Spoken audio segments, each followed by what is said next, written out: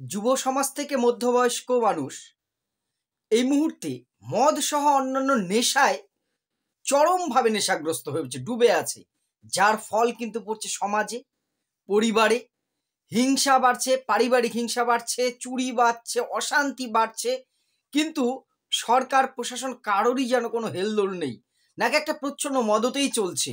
যুব সমাজ একদম নেশাগ্রস্ত হয়ে পড়েছে প্রায় সবটাই। এটা একটা খুব আতঙ্কের একটা দিক মনে হয় হয়ে উঠেছে। এই বিষয় নিয়ে আজকে আমি কয়েকটি কথা বলবো, আপনাদের মতামত নেব, আপনারাও জানাবেন। নমস্কার, আমি প্রাণ চক্রবর্তী। বিভিন্ন বিষয় নিয়ে প্রতিদিন আমি কথা বলি।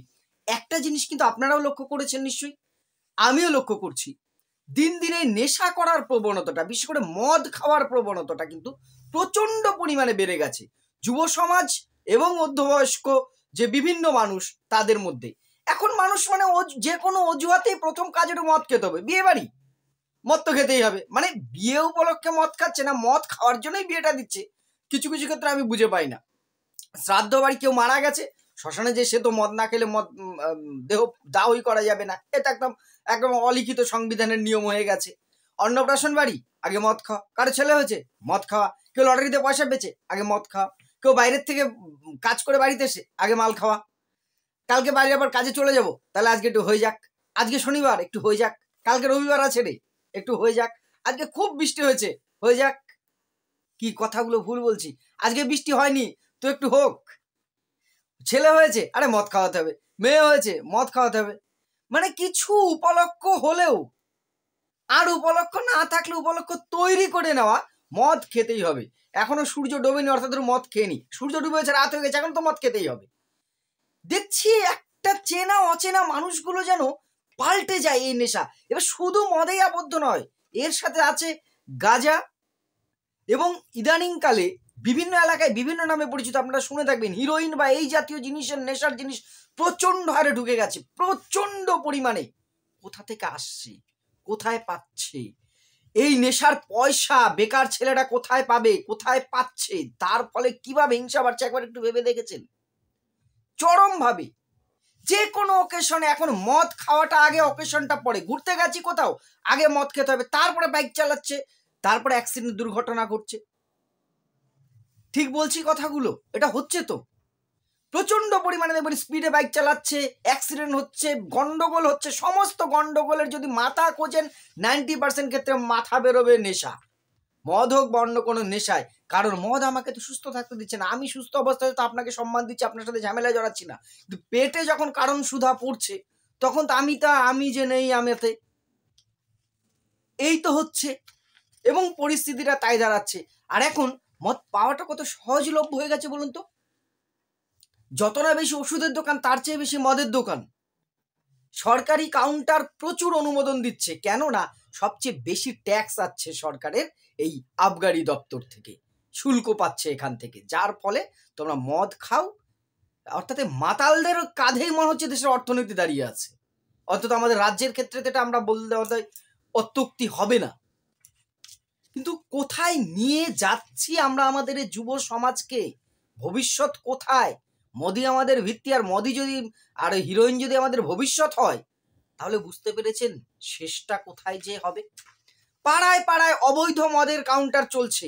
আমি যেখানে থাকি, আমি জানি না এই কথাগুলো বলা আমার কতটা ঠিক হচ্ছে, আমি যেখানে থাকি আমার এলাকায় আশেপাশেও শুনি বা দেখি বা জানি এই রকম প্রচুর অবৈধ মদ বিক্রির সেন্টার রয়েছে।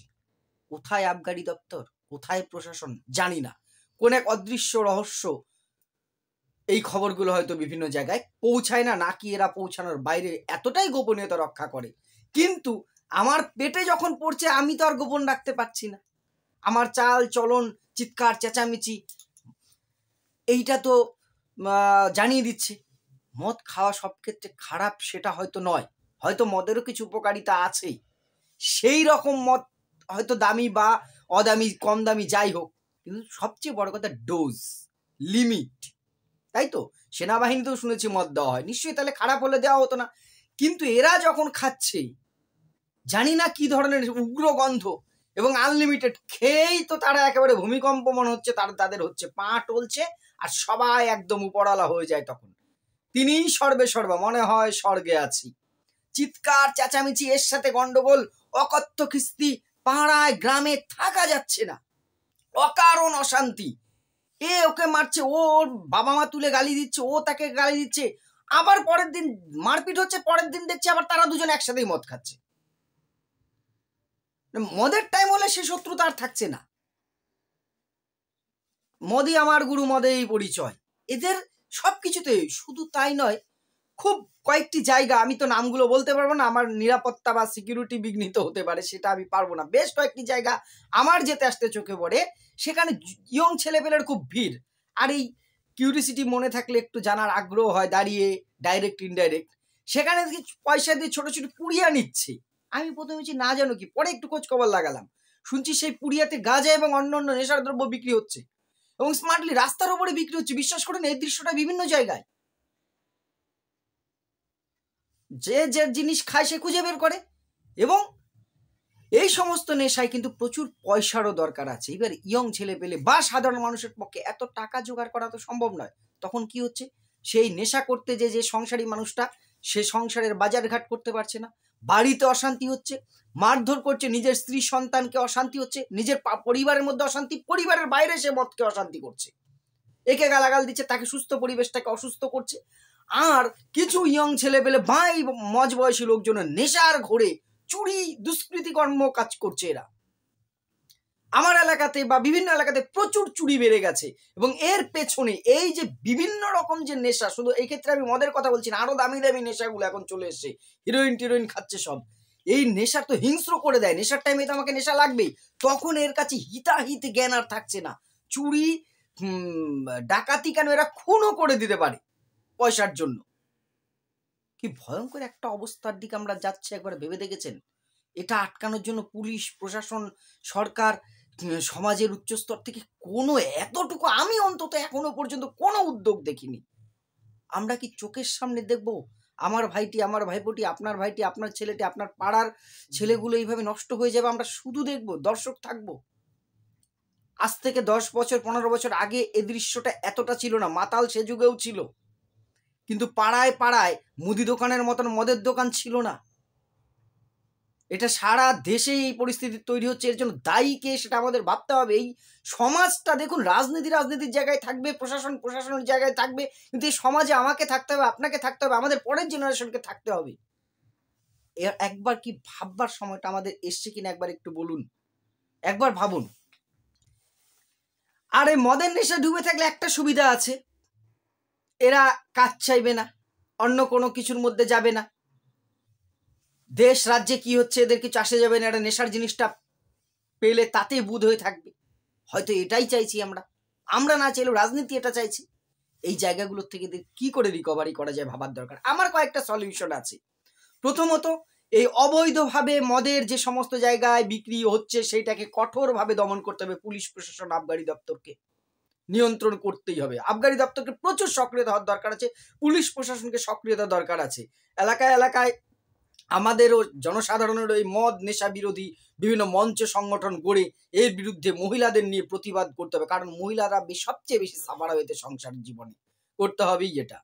যে মদ খাচ্ছে তাকে পুলিশ তুলে নিয়ে যাচ্ছে, এটা করে লাভ নেই। উৎপাদনটা কোথায় হচ্ছে সেটা বন্ধ, সাপ্লাই লাইনটা কারা, কোথার থেকে হেরোইন গাঁজা এগুলো ঢুকছে, এগুলো তো চাষবাস বা এগুলো তৈরি তো আমাদের এলাকায় হয় না, আপনার এলাকায় হয় না, তাহলে কোথার থেকে আসছে সেই সোর্স লাইনটাকে খুঁজে বের করে সেই লাইনটাকে বন্ধ করা, এর মাথায় কারা আছে সেটাকে বন্ধ করা, এর উপরে আরো বেশি ট্যাক্স চাপিয়ে দিয়ে বিভিন্নভাবে এটাকে বিধিনিষেধের আড়ালে আনা, সচেতনতা বাড়ানো, প্রচার বাড়ানো, যুব সমাজকে প্রয়োজনে কাউন্সেলিং করার ব্যবস্থা করা, এই সমস্ত উদ্যোগগুলো কিন্তু নেওয়ার সময় এসেছে আমাদের। আর নির্দিষ্ট বয়সের আগে কোনো মানুষের কাছে কোনো রকম নেশার দ্রব্য বিক্রি করা যাবে না। এটা শুধু কথার কথা নয়, বাস্তবে এটাকে প্রয়োগ করা। আর সবশেষে বেকার যুব সমাজের হাতে কাজ দেওয়া, তাদের কাজের দিকে, কাজের নেশায় নিয়ে যেতে হবে এই অবৈধ নেশার থেকে। তাহলে হয়তো কিছুটা উন্নতি হবে, না হলে কিন্তু ভবিষ্যৎ সত্যি অন্ধকার। যদি আমার কথাগুলোর সাথে সহমত হন, ভালো লাগে, একটু শেয়ার করে পাশে থাকবেন। আর আপনাদের যা মতামত আছে অবশ্যই কমেন্ট করে জানাবেন। ধন্যবাদ।